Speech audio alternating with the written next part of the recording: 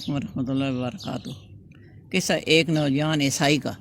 تو حضرت ابراہیم خواص کا معمول تھا کہ جب کہیں سفر کو تشریف لے جاتے نہ کسی سے تذکرہ کرتے نہ کسی کو خبر ہوتی، ایک لوٹا ہاتھ میں لیا اور چل دیے۔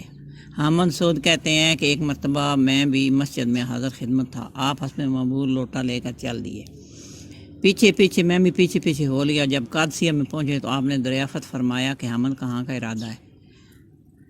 میں نے عرض کیا ہم رکابی کے لیے چل پڑا۔ فرمایا میرا ارادہ تو مکہ مکرمہ جانے کا ہے۔ میں نے عرض کیا میں بھی انشاءاللہ وہیں چلوں گا۔ جب ہم کو چلتے 3 دن ہو گئے تو ایک نوجوان ہمارے ساتھ اور بھی ہو لیا۔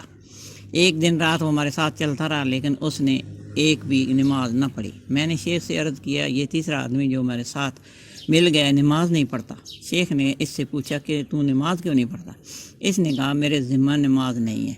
آپ نے فرمایا کیوں؟ کیا تو مسلمان نہیں ہے؟ اس نے کہا نہیں میں نصرانی ہوں، لیکن نصرانیت میں بھی توکل پر گزارا کرتا ہوں۔ میرے نفس نے یہ دعویٰ کیا کہ توکل میں پختہ ہو گیا۔ میں نے اس کو جٹلایا اور اس جنگل میں بیابان میں جہاں معبود کے سوائے کوئی بھی نہیں ہے لا ڈالا تاکہ اس کے دعوے کا امتحان کروں۔ شیخ اس کی بات سن کر چل دیا اور مجھ سے فرمایا کہ اس سے تعرض نہ کرو، تمہارے ساتھ چلتا رہے۔ وہ ہمارے ساتھ چلتا رہا یہاں تک کہ ہم وطن مرد پہنچے۔ وہاں شیخ نے اپنے میلے کپڑے بدن سے اتارے اور ان کو دھویا۔ پھر اس لڑکے نے پوچھا تمہارا نام کیا ہے؟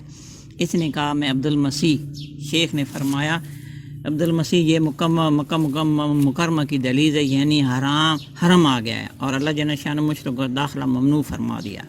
چنانچہ اللہ تعالیٰ نے ارشاد فرمایا کہ مشرکین ناپاک ہیں، یہ مسجد حرام کے قریب بھی نہ ہوں۔ وہ اپنے نفس کا جو امتحان کرنا چاہتا تھا وہ تجھے پر ظاہر ہو گیا۔